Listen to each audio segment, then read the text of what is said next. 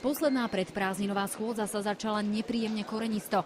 Parlament svojou ctenou prítomnosťou poctili nositelia tričiek Slovenská pospolitosť. Toto individuum s tričkom zaujímavým aj pre políciu si dokonca výhražne fotilo aj nášho kameramana. Na programe bolo používanie jazyka menšín a tak ožili aj rady SNS.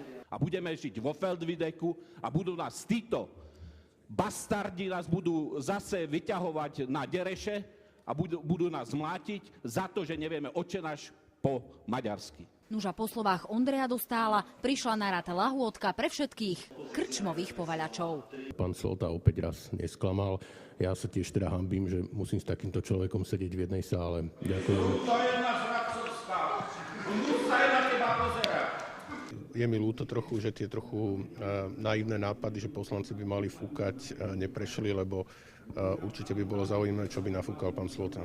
Nuža s predsedom sa stotožnila aj jeho pravá ruka. Podľa hesla, predseda má vždy pravdu, ak by ju aj náhodou nemal. Neviem, čo povedal, ale ak niečo povedal, tak dobre povedal. Používanie jazyka menšín i zmeny vo fungovaní prokuratúry prešli parlamentom aj napriek vetu prezidenta. Poslancov teraz čaká program, ktorý sľubuje skutočne vášnivé rozpravy, amnestie, imunita, obmedzenie fajčenia, zákonník práce či petícia sestričiek. Nie len strážni psi demokracie, teda novinári, ale aj takíto psíci obyčajní si to dnes namierili k parlamentu. Ich majitelia totiž bojujú za zmeny v zákone o poľovníctve, aby si raz svojho psa nenašli s guľkou v tele. Jana Kresťanko-Dybáková, televízia Joj.